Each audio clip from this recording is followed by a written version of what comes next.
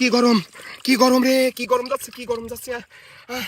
যে জন্যে পটের নিচে আইছি, পটের নিচে ঠান্ডা লাগতেছে ঠিকই, কিন্তু হাত পা সেই চুলকানি চুলকাচ্ছে। এই মনে হচ্ছে আমি সিঁড়ি ফেলা দিব এরকম লাগতেছে আমার কাছে। এত গরম কি জন্যে, এত গরম লাগতেছে কি জন্যে। কত গরম রে।